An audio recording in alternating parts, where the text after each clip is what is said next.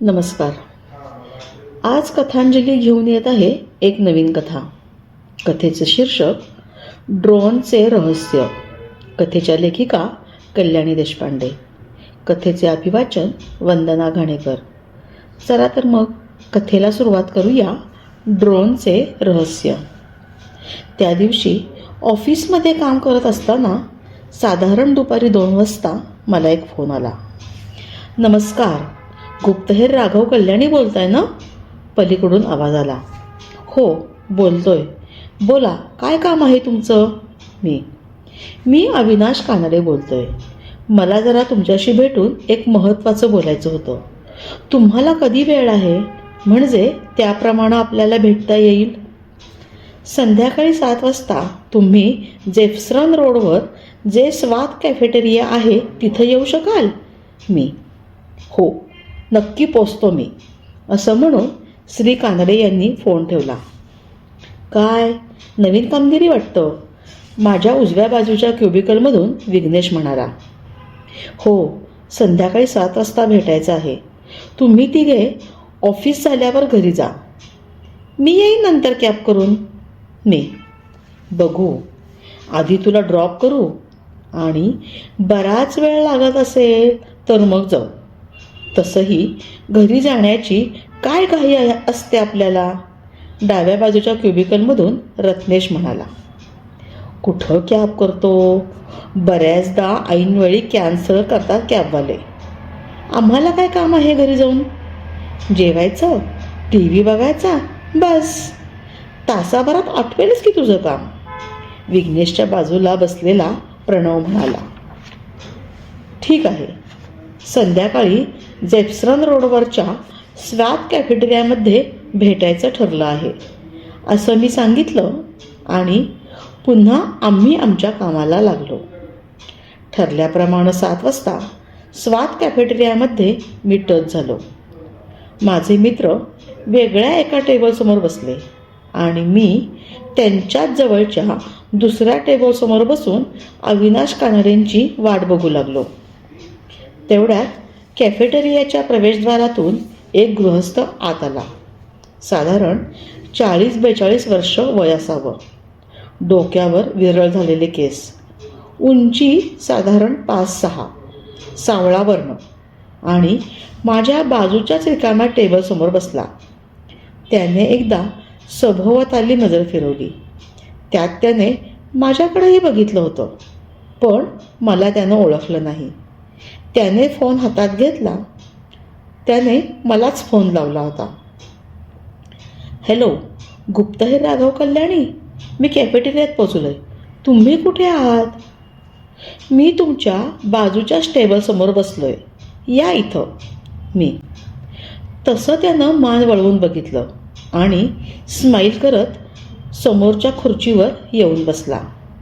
Sorry हां, actually मी फक्त तुमचं नावच ऐकून होतो. तुम्हाला यापूर्वी बघितलं नव्हतं, त्यामुळं ओळखू शकलो नाही. श्री कानडे. अरे, त्यात सॉरी काय म्हणायचं? काही जरूरत नाही. गुप्तहेरला कोणी न ओळखणं हेच आमच्यासाठी फायद्याचं ठरतं. बरं, सांगा काय अडचण आहे तुमची? तसं बघितलं तर मला सांगायलाही संकोच वाटतो, पण त्याशिवाय या दुष्टचक्रातून मी सुटू शकणार नाही म्हणून सांगतो. 2 दिवसापूर्वी मला एक व्हॉट्सअप मेसेज आला, ज्यात माझ्या पत्नीसोबतचा आमच्या बेडरूममधला आक्षेपार्ह स्थितीतला एक व्हिडिओ आणि एक फोटो आहे. तो बघून मला खूप धक्का बसला. तो व्हिडिओ आणि फोटो कोणी आणि कधी काढला हे मला कळतच नाही. मेसेज पाठवणाऱ्या व्यक्तीने मला धमकी दिली की येत्या रविवारी रात्री 12 वाजता माझ्या घराजवळील एक गल्ली आहे जी सुदैव निर्मनुष्य असते, तिथं मी 50 लाख रुपये असलेली एक सुटकेस ठेवायची. जर मी तसं नाही केलं तर ती व्यक्ती तो व्हिडिओ आणि फोटो व्हायरल करून टाकेल. श्री कानडे हळू आवाजातच एका हाताने घाम पुसत म्हणाले. अच्छा, असं आहे तर. मला सांगा, तुम्ही राहता कुठे? आणि तुम्ही कुठला व्यवसाय किंवा नोकरी करता? मी: माझा इम्पोर्ट एक्सपोर्टचा व्यवसाय आहे. श्री कानडे: तुमचा टेक्स्टाईल इम्पोर्ट एक्सपोर्टचा व्यवसाय आहे ना? मी: हो, पण तुम्हाला कसं कळलं? श्री कानडे: 4-5 दिवसापूर्वी वर्तमानपत्रात वाचल्यासारखं आठवतंय म्हणून. मी: प्रभास रोडवर माझा बंगला आहे. हे घ्या माझं कार्ड.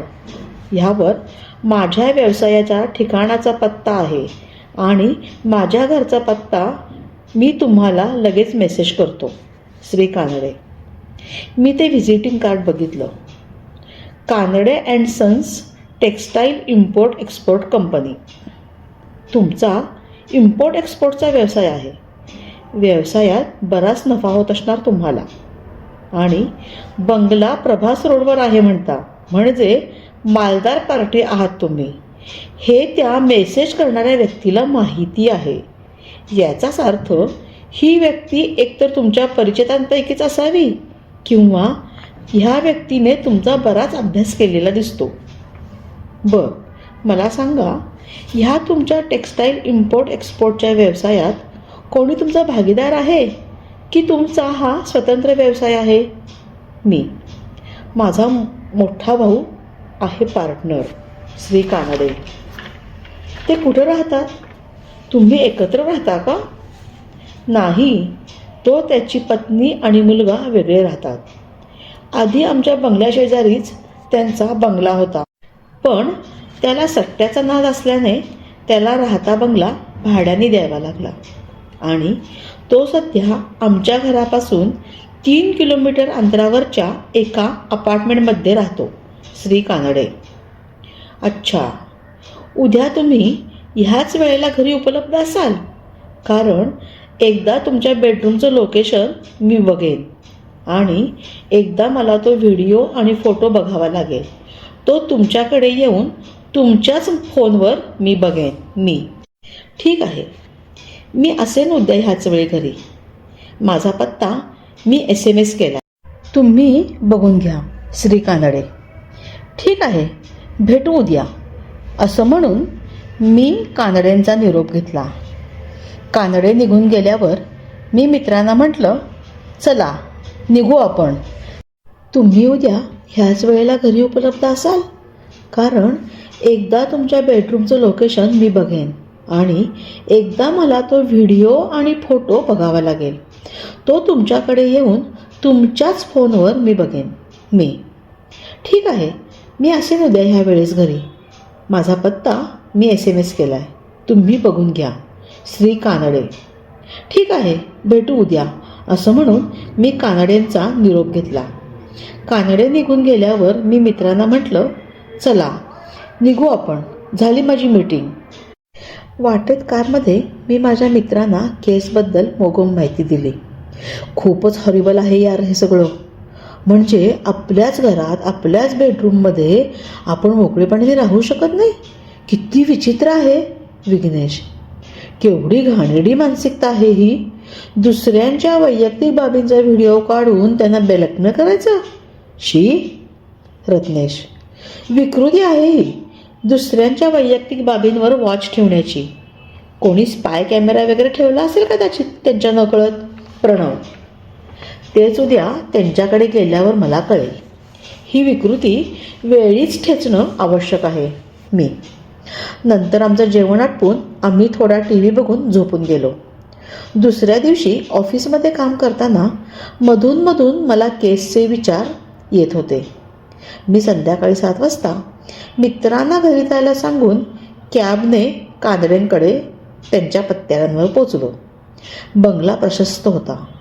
समोर मोठं अंगण, त्यात एका बाजूला अनेक फुलझाडांच्या कुंड्या ठेवल्या होत्या. दुसऱ्या बाजूला कार ठेवण्याची जागा होती. अंगणातून आत गेल्यावर एक ऐसपैस पॅसेज होता, ज्यात एका बाजूला केनच्या काही खुर्च्या आणि एक टेबल होतं, तर दुसऱ्या बाजूला एक बंगळीवजा झोका होता. पॅसेजमध्ये गेल्यावर मी बेल दाबली, तसे श्री कानडे पुढे येऊन दार उघडलं. या आत.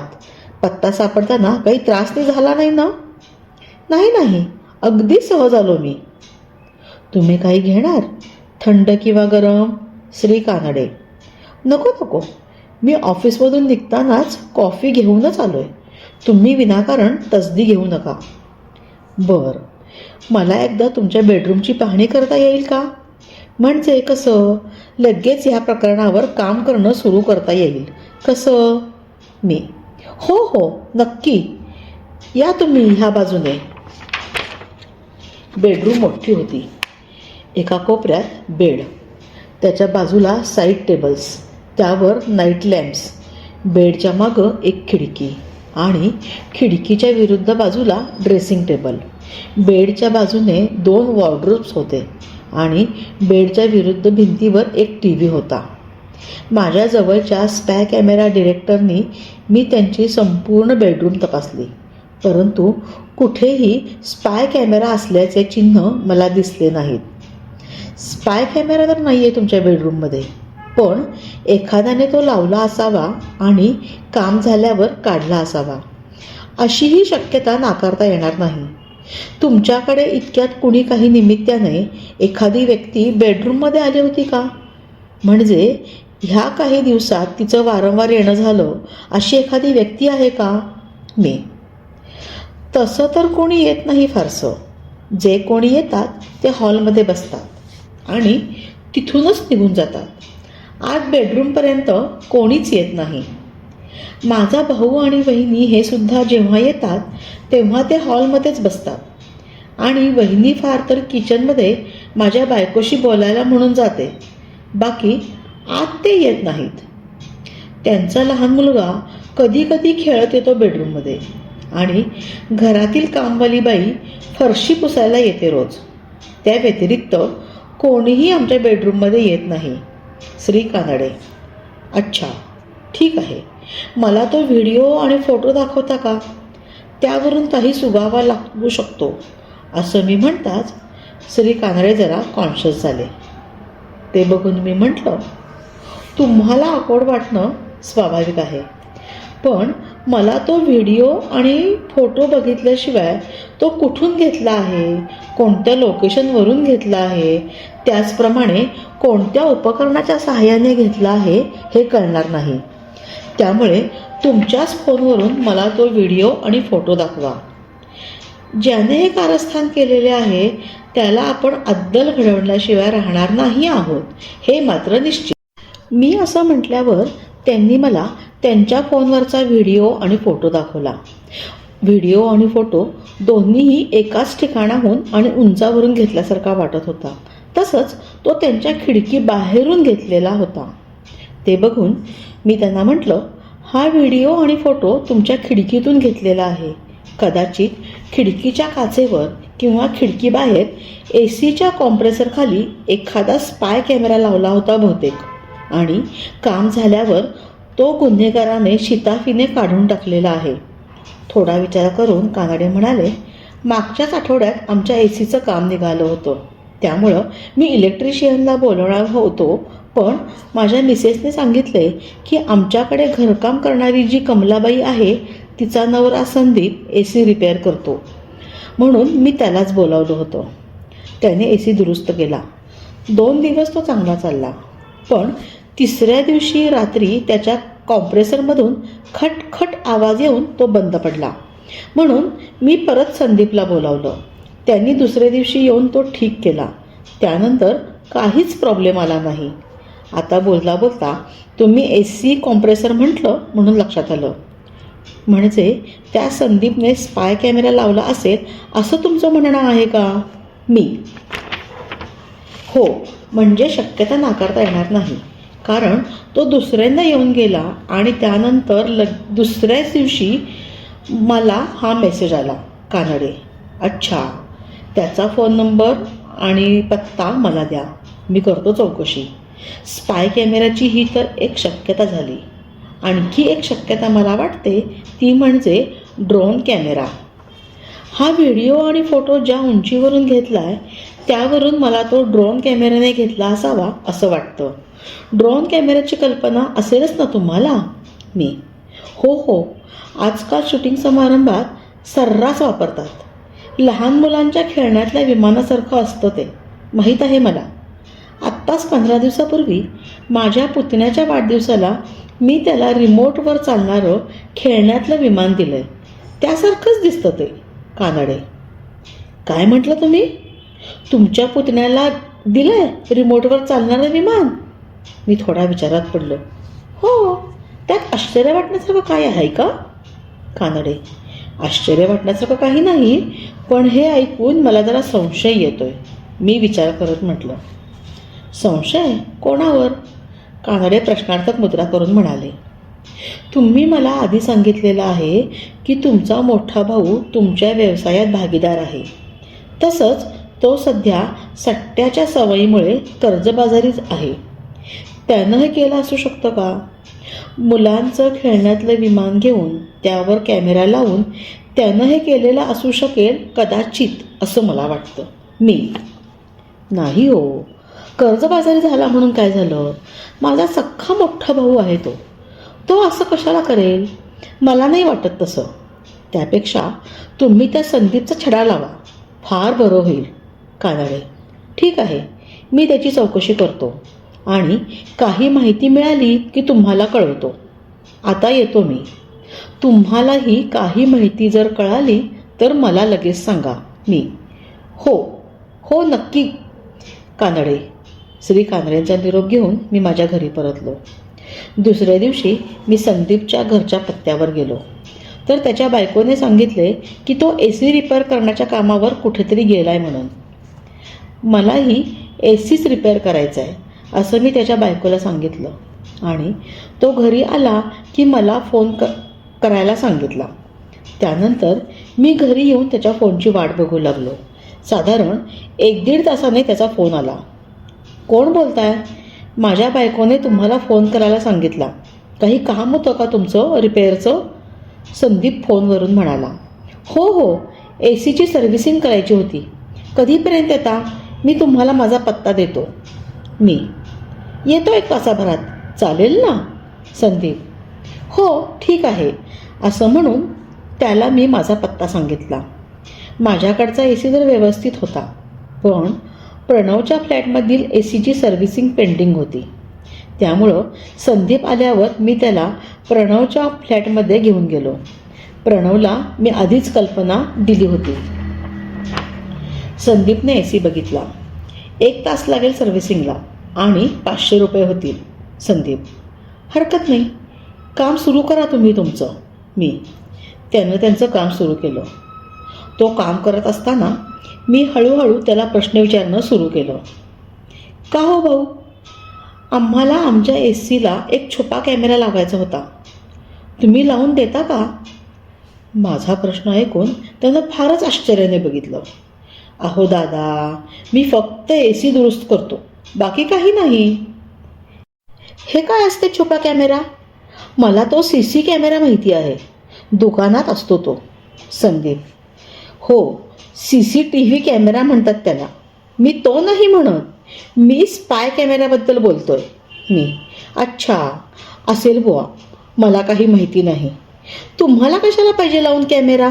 संदीप: त्याचं काय आहे की आम्ही ऑफिसमध्ये असताना आमच्याकडच्या कामवाली बाईला घरकाम करण्यासाठी आम्हाला किल्ली द्यावी लागते फ्लॅटची. तेव्हा ती नीट काम करते की नाही हे बघायला असा कॅमेरा मला लावायचा होता. मी चक्क थाप मारली. अच्छा, मला कुठून कळलं असा कॅमेरा लावून देणाऱ्याचं नाव? तर मी तुम्हाला नक्की कळवतो. संदीप: ठीक आहे, नक्की कळवा. तो गेल्यावर प्रणव मला म्हणाला, ही काय भानगड आहे रे? ACला कॅमेरा? एवढ्या गडबडीत माझ्या AC दुरुस्तीसाठी तू माणूस घेऊन आला? वा, मित्र असावा तर असा. अरे मित्र तर मी आहेच चांगला, पण माझ्या चौकशीच्या कामात तुझं काम करून टाकलं मी. एका कामात दुसरं काम झालं. मी: म्हणजे? प्रणव: हे बघ, परवा ऑफिसमधून येताना कानडे म्हणून जे गृहस्थ आहेत त्यांना मी भेटलो नव्हतो का? त्याच्या संदर्भात चाललेलं आहे ते. त्यांना संशय होता की त्यांच्या AC रिपेअर करणाऱ्यानेच स्पाय कॅमेरा लावला म्हणून. त्याची चौकशी करायला मी त्याला इथं आणलं. आता नुसतं बसून चौकशा करण्यापेक्षा त्याच्याकडून कामही करून घ्यावे आणि साईड बाय साईड चौकशीही करावी, ह्या उद्देशाने मी त्याला इथं बोलावलं होतं. मी, अच्छा असं आहे तर मग काय कळलं चौकशीवरून? प्रणव, की त्याला स्पाय कॅमेऱ्याचा स्पा सुद्धा माहीत नाही. मी हसत म्हटलं. नंतर आम्ही आमच्या रुटीनला लागलो. एकंदरीत संदीपच्या बोलण्याच्या ढबीने मला कळून चुकलं होतं की स्पाय कॅमेरा लावणारा हा असू शकत नाही. नुकतीच एका केसच्या तपासादरम्यान माझी एका सिक्युरिटी एजन्सी मालकाशी ओळख झाली होती, जो सुदैवाने आणि योगायोगाने माझा शाळामित्र भरत जामखेडकर निघाला. त्याच्या एजन्सीतल्या एका इस्माला मी उगीच रिस्क नको म्हणून संदीपवर नजर ठेवण्यासाठी सांगितलं. आता श्री कानडेंच्या मोठ्या भावाकडे मी मोर्चा वळवला. नमस्कार कानडे साहेब. त्या संदीपची मी चौकशी केली, पण तो असेल असं मला वाटत नाही. त्याला स्पाय कॅमेऱ्याबद्दल काहीही माहिती नाही. तरीही त्याच्यावर मी पाळत ठेवायला एक माणूस नेमलाय. मी फोनवर कानडेंशी बोललो. अरे पण मग आता काय करायचं? कोणी केलं असेल हे? कानडे काळजीने म्हणाले. आता मला वाटते की एकदा तुमच्या मोठ्या भावाकडे आपण जायला पाहिजे. मला फक्त एकदा तुमच्या पुतण्याचं विमान चेक करायचं आहे. कोणाला गैरसमज होणार नाही याची व्यवस्थित काळजी घेईन मी. ठीक आहे, तुम्ही एवढा आग्रहच धरताय तर जाऊ आपण. पण मला माझ्या भावावर यात किंचितही संशय नाही हे नक्की. कानडे. दुसऱ्या दिवशी संध्याकाळी मी पुन्हा कानडेंकडे गेलो. बघा म्हणजे कसं आहे, त्याला जर कळलं की तुम्ही तपासासाठी सगळं विचारताय तर त्याला फार वाईट वाटेल. एक तर तो कर्जाची परतफेड करता करता आधीच नाकी नऊ आलाय. त्यात आपला लहान भाऊ आपल्या परिस्थितीला बघून आपल्यावर संशय घेतोय हे जर त्याला कळलं तर तो खूप नाराज होईल. कानडे साहेब, मी समजू शकतो. मी नीट काळजी घेईन माहिती विचारताना. तुमच्या नात्यात कटुता येणार नाही याची खात्री मी तुम्हाला देतो. त्या बाबतीत निश्चिंत राहा. मला सांगा, या तुमच्या व्हिडिओ आणि फोटो आलेल्या मेसेजबद्दल तुमच्या मोठ्या भावाला काही माहिती आहे का? नाही, त्याला मी सांगितलं नाही. हे फक्त मला माझ्या बायकोला, तुम्हाला आणि त्या मेसेज करणाऱ्या व्यतिरिक्त कोणालाही माहिती नाही. कानडे. झालं तर मग मी अशी चौकशी करेन की त्यांना मुळीच संशय येणार नाही.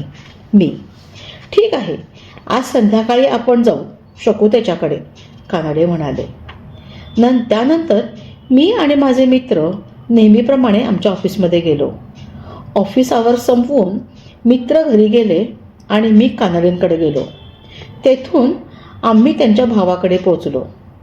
एक स्टँड अलोन अपार्टमेंटमध्ये त्यांचा भाऊ 4थ्या मजल्यावर राहत होता. एकूण 7 मजल्यांची ती बिल्डिंग होती. श्री कानडेंना मी आधीच सांगितलं होतं की माझी ओळख त्यांचा एक मित्र म्हणून त्यांच्या भावाला करून द्या म्हणून. त्यांनी त्याप्रमाणेच केलं. अरे वा अविनाश, इकडे कुठे रस्ता विसरला बाबा तू? कानडेंचा मोठा भाऊ सुभाष कानडे म्हणाला. अरे दादा, सहजच जात होतो मी इथून. म्हटलं चला एकदा चक्कर टाकावी दादाकडे. हा माझा मित्र राघव. माझ्याकडे अंगुली निर्देश करून अविनाश कानडे म्हणाले. या बसा. हे कुठल्या व्यवसायात आहेत? माझ्याकडे बघत सुभाष कानडे म्हणाले.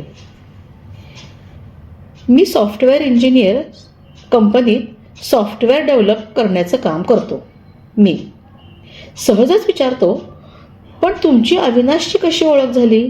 म्हणजे आम्ही व्यवसाय करणारे आणि तुम्ही नोकरी करणारे, म्हणजे तसा फारसा संबंध येत नाही म्हणून म्हटलं. सुभाष कानडे. हा सुभाष कानडे अपेक्षेपेक्षा जास्त चौकस स्वभावाचा निघाला. मोठ्या भावाचं असं बोलणं ऐकून अविनाश कानडे गोंधळल्यासारखे झाले. त्यांचा गोंधळलेला भाव सुभाष कानडेंच्या लक्षात येण्याआधीच मी म्हटलं, एका शाळेत होतो आम्ही. सहज आज भेट झाली दुकानात आणि मी लगेच ओळखलं अविनाशला. म्हणजे शाळेत माझ्यापेक्षा 4 वर्ग पुढं होता तो, पण शाळा एक असल्याने ओळख झाली. त्याचं काय झालं? मला माझ्या नातेवाईकांच्या मुलासाठी एक रिमोटवर उडणारं विमान घ्यायचं होतं, पण कोणतं घ्यावं हे समजत नव्हतं. तेवढ्यात अविनाश भेटला. बोलताना त्याने सांगितले की त्याच्या पुतण्याजवळ छान विमान आहे म्हणून. त्यामुळे मी तेच बघायला आलो. तसंच विमान मी दुकानदाराला द्यायला सांगेन. मी सगळं सांगून टाकलं. अच्छा अच्छा, हो, फार आवडलं त्याला अविनाशने दिलेलं विमान. सतत खेळत राहतो तो. थांबा, मी बोलावतो त्याला, माझ्या मुलाला. असं म्हणून त्यांनी त्यांच्या मुलाला हाक मारली. ए पिंटू, जरा बाहेर ये बेटा, हे बघ तुझे काका आले, अविनाशचा मोठा भाऊ म्हणाला. पिंटू खेळण्यातलं विमान घेऊन त्याला रिमोटने उडवतच आला. त्यामुळे माझं काम सोपं झालं. अरे वा पिंटू, तुझं विमान फारच छान आहे बुवा, मला देतो का खेळायला? मी. पिंटूने असा आवाज काढून नापसंती दर्शवली. अरे बाळा, थोडा वेळच पाहिजे त्यांना, कसं उडतं ते बघायला, त्यानंतर ते तुला देऊन टाकतील, हो की नाही हो? पिंटूचे बाबा त्याला समजावत म्हणाले. पिंटूने जरा वेळ विचार करून एकदाचं मला ते विमान दिलं. चल पिंटू, आपण अंगणात उडवून बघू, असं म्हणून मी ते विमान त्यांच्या अंगणात घेऊन गेलो. अविनाश कानडेंच्या बेडरूमची खिडकी जमिनीपासून सुमारे 15 फुटावर होती आणि त्याच्या 6 फूट आणखी वर त्याच्या एसीचं कॉम्प्रेसर बसवलेलं होतं. त्या उंचीवरून गुन्हेगाराने तो व्हिडिओ आणि फोटो काढला होता. मी पिंटूचं विमान रिमोटने उडवत होतो, पण जसजसं ते विमान वर जात होतं तसतसं माझ्या लक्षात आलं की अविनाश कानडेचा भाऊ निर्दोष असावा, कारण ते विमान 8 फुटाच्या वर उडू शकत नव्हतं. थोड्या वेळाने इकड तिकडच्या गप्पा मारून मी व अविनाश कानडेंनी तिथून काढता पाय घेतला. काही कळलं का तुम्हाला? कानडे. हो. मी. काय काय कळलं? म्हणजे तो व्हिडिओ माझ्या भावाने? कानडे उत्तेजित होऊन म्हणाले. तो व्हिडिओ तुमच्या भावाने पाठवला नाही हे मला कळलं, कारण ते विमान 8 फुटापेक्षा जास्त उंच उडूच शकत नाही आणि तुमची बेडरूमची खिडकी 15 फुटावर आहे, असं मी म्हणताच कानडेंना जरा हायसं वाटलं आणि ते म्हणाले, तेच मी तुम्हाला आधीच म्हटलं होतं की माझा भाऊ असं करणं शक्यच नाही. कानडे साहेब, मला जरा विचार करायला 1 दिवसाचा अवधी द्या आणि तुम्ही निश्चिंत राहा. लवकरच गुन्हेगाराचं पितळ उघडं पडेल. आता येतो मी, असं म्हणून मी त्यांचा निरोप घेतला आणि माझ्या घरी आलो. श्री कानडेंना तर मी आश्वस्त केलं, पण गुन्हेगार कोण असावा ह्याचा काहीच अंदाज मला लावता येत नव्हता. विचार करून डोकं जेव्हा भणभणायला लागलं तेव्हा मी सहज TV लावला. 1-2 चॅनेल्स चेंज केल्यावर माझा आवडती मराठी विनोदी कार्यक्रम लागला. त्या कार्यक्रमातले स्क्रिप्ट बघून माझा मेंदू रिलॅक्स व्हायला लागला.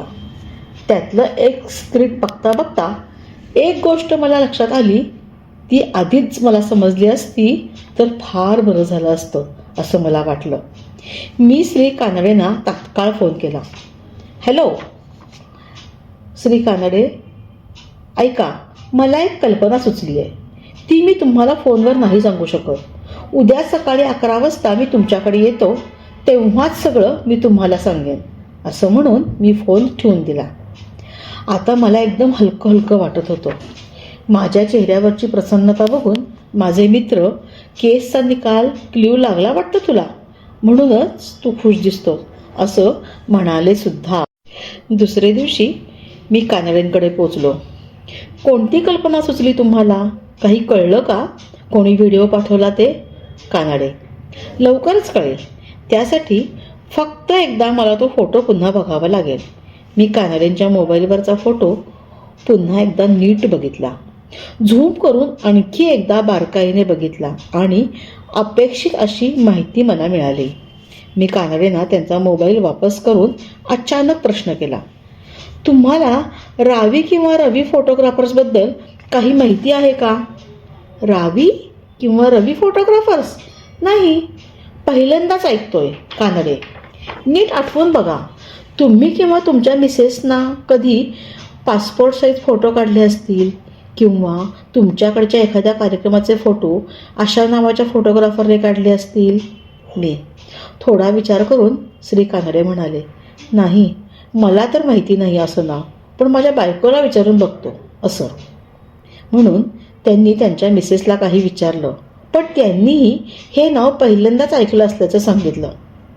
मी इंटरनेटवर रवी किंवा रावी नावाचे फोटो स्टुडिओ आहेत का ते शोधलं, पण मला रावी किंवा रवी नावाचा एकही फोटो स्टुडिओ सापडला नाही. पण मला जास्त शोधण्याची गरज पडली नाही, कारण कानडेंकडे एका टेबलवर मला फॅमिली फोटो फ्रेम दिसली, ज्यामुळे मला त्या फोटोग्राफरचं खरं नाव कळलं आणि इंटरनेटवरनं त्याचा फोन नंबर, पत्ता सगळंच कळलं. श्री कानडे, संध्याकाळपर्यंत गुन्हेगाराला अटक झाली असेल, तेव्हाच तुम्हाला गुन्हेगाराचं नाव कळेल. आता येतो मी, संध्याकाळी भेटू, असं म्हणून मी त्यांचा निरोप घेतला.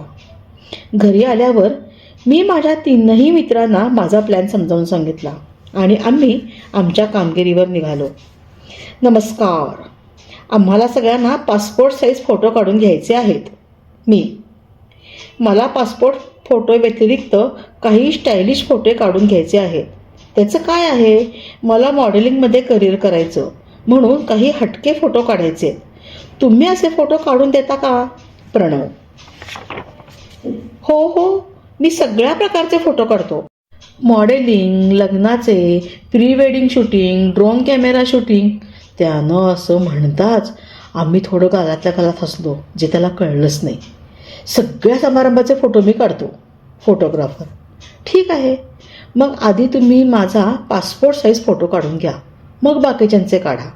असं म्हणून मी फोटो काढायला आतल्या खोलीत गेलो. तिथं गेल्यावर मी फोटोग्राफरला म्हटलं, मला स्माईल असलेले पासपोर्ट फोटो काढायचे आहेत. नेहमीसारखा मख्ख चेहरा असलेले नको. ठीक आहे, काही समस्या नाही. मी स्माईल म्हटलं की स्माईल करा, म्हणजे झालं. फोटोग्राफर: तोच तर प्रॉब्लेम आहे ना, म्हणजे माझी समस्या. त्याच्या भाषेत बोलण्याचा प्रयत्न करत मी म्हटलं, तीच आहे की फोटो काढताना मी कमालीचा कॉन्शियस होतो आणि काही केल्या मला स्माईल येतच नाही. तो फोटोग्राफर थोडा वैतागल्यासारखा झाला. ठीक आहे, आपण प्रयत्न तर करून बघू. स्माईल असलेला पासपोर्ट फोटो काढण्याचा आमचा प्रयत्न बराच वेळ चालला.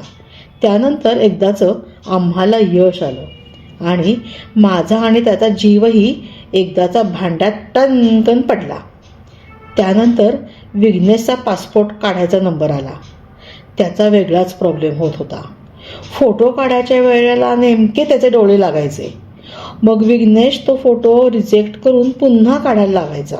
असं करता न करता एकदा त्याचाही फोटो काढून झाला. त्याचा झाला की रत्नेशचा नंबर लागला. ह्याचा आणखी वेगळाच प्रॉब्लेम होत होता. त्याचं स्माईल करताना तोंडच वाकडं व्हायचं, त्यामुळं फोटो नीट निघायचा नाही. प्रयासानं त्याचा अखेर फोटो काढून झाला. त्यानंतर प्रणव फोटो काढण्यासाठी आत आला. त्याला तर पासपोर्ट साईज फोटो, मॉडेलिंगचे फोटो काढायचे असल्याने त्याला फार म्हणजे फारच वेळ लागला. अखेर त्याचंही फोटो सेशन झालं आणि फोटोग्राफरने निश्वास टाकला. कधी मिळतील हे सगळे फोटोज? म्हणजे आम्हाला अर्जंट हवे आहेत म्हणून म्हटलं. मी म्हटलं, पासपोर्ट फोटो तर तासाभरात मिळतील, पण मॉडेलिंगच्या फोटोसाठी 4 दिवस वेळ लागेल. फोटोग्राफर: ठीक आहे, हरकत नाही.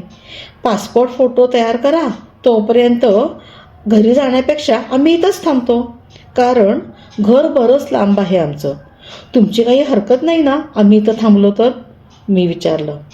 माझी कशाला हरकत असणार आहे, थांबा तुम्ही. फोटोग्राफर: फोटोग्राफरने आमच्या पासपोर्ट फोटोवर काम करणं सुरू केलं. एकेकाच्या फोटोचं सेटिंग केलं. मग त्यानं प्रिंट कमांड देताच सगळ्यात आधी माझे फोटो प्रिंट झाले, मग विघ्नेशचे, त्यानंतर रत्नेशचे आणि नंतर प्रणवचे. तो फोटोग्राफर शांतपणे काम करत होता. आम्ही उगाच कशाला शांत बसायचं असा विचार करून अशाच इकड तिकडल्या गप्पा मारत बसलो होतो. माझे पासपोर्ट फोटो कट करून रेडी होते. त्याच क्रमाने नंतर विघ्नेश, रत्नेश आणि प्रणवचे असे सगळ्यांचे पासपोर्ट फोटो रेडी झाले. मी पैसे देताना अचानक बाउन्सर टाकला. तुम्ही ड्रोन कॅमेराने लोकांच्या नकळत त्यांचे बेडरूममधले फोटो देखील काढता का? माझ्या ह्या प्रश्नाने तो उडालाच. हे काय बोलताय तुम्ही? कुणी सांगितलं तुम्हाला हे? असं म्हणून तो त्याच्या मोबाईलमध्ये काहीतरी शोधू लागला.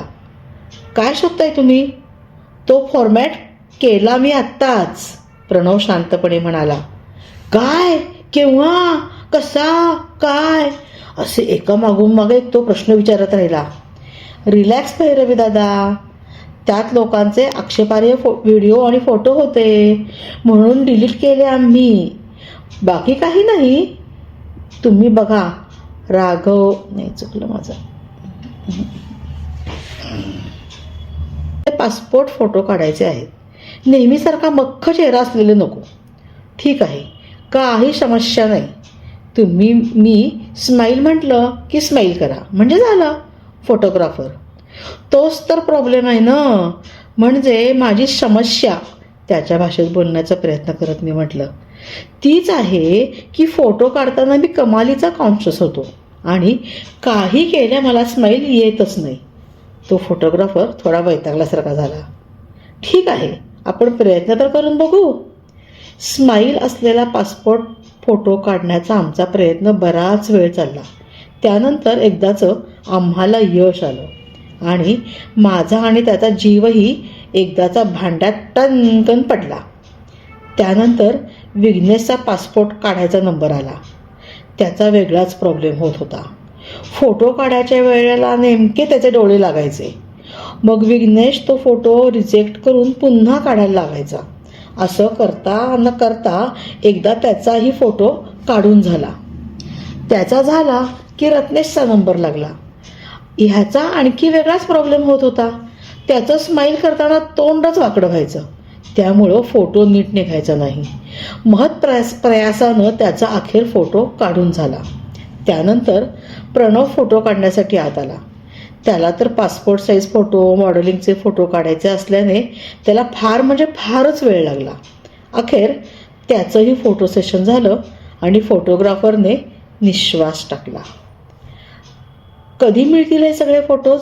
म्हणजे आम्हाला अर्जंट हवे आहेत म्हणून म्हटलं. मी म्हटलं, पासपोर्ट फोटो तर तासाभरात मिळतील, पण मॉडेलिंगच्या फोटोसाठी 4 दिवस वेळ लागेल. फोटोग्राफर, ठीक आहे, हरकत नाही. पासपोर्ट फोटो तयार करा, तोपर्यंत घरी जाण्यापेक्षा आम्ही इथंच थांबतो, कारण घर बरंच लांब आहे आमचं. तुमची काही हरकत नाही ना आम्ही इथं थांबलो तर? मी विचारलं. माझी कशाला हरकत असणार आहे, थांबा तुम्ही. फोटोग्राफरने आमच्या पासपोर्ट फोटोवर काम करणं सुरू केलं. एकेकाच्या फोटोचं सेटिंग केलं.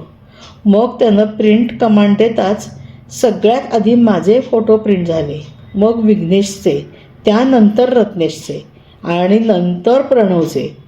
तो फोटोग्राफर शांतपणे काम करत होता.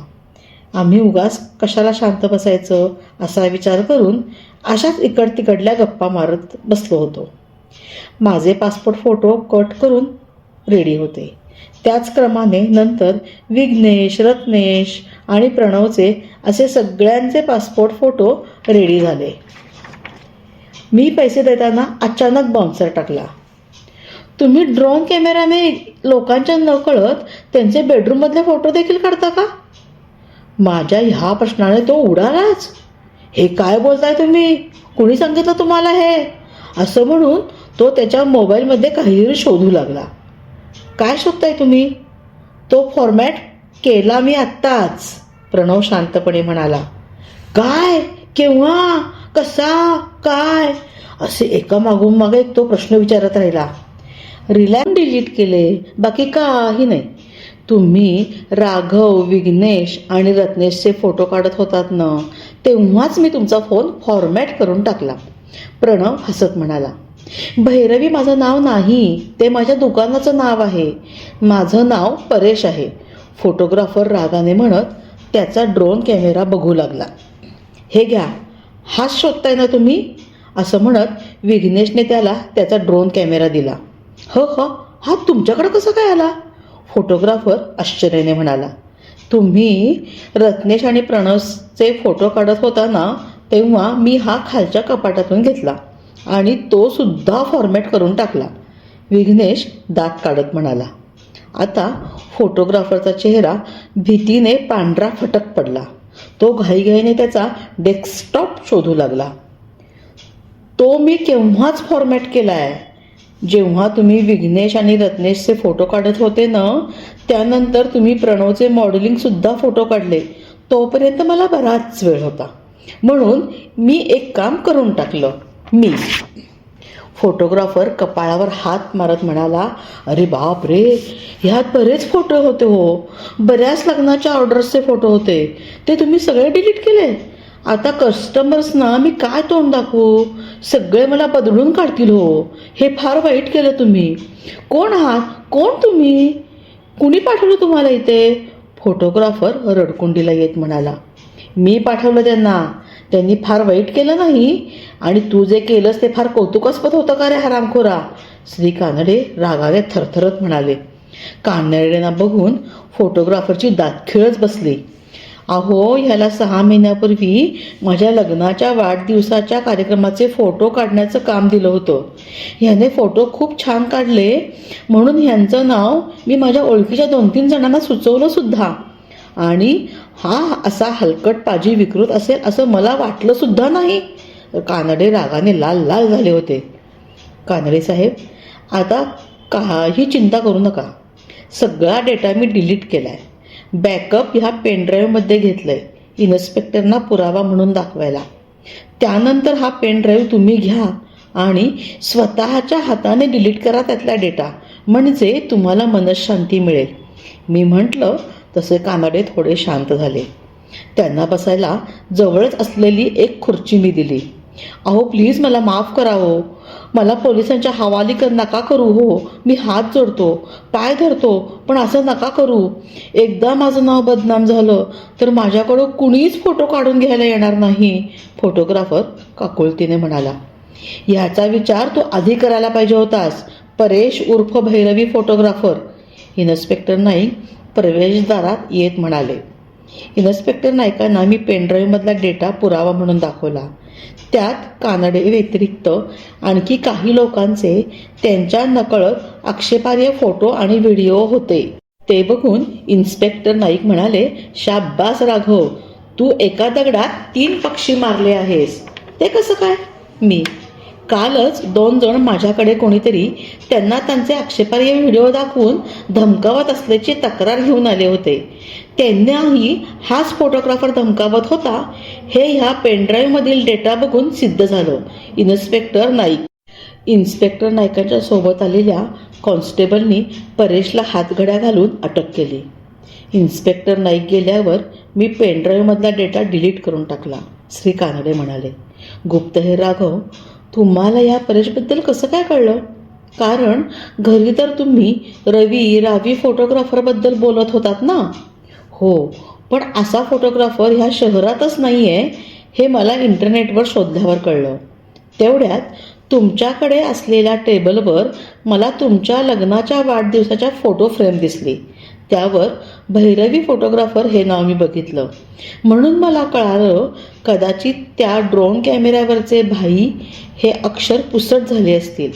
म्हणून मला फक्त रवी हेच अक्षर दिसलं. त्या कारणाने काही वेळाकरता मला ते नाव रवी किंवा रावी वाटलं होतं.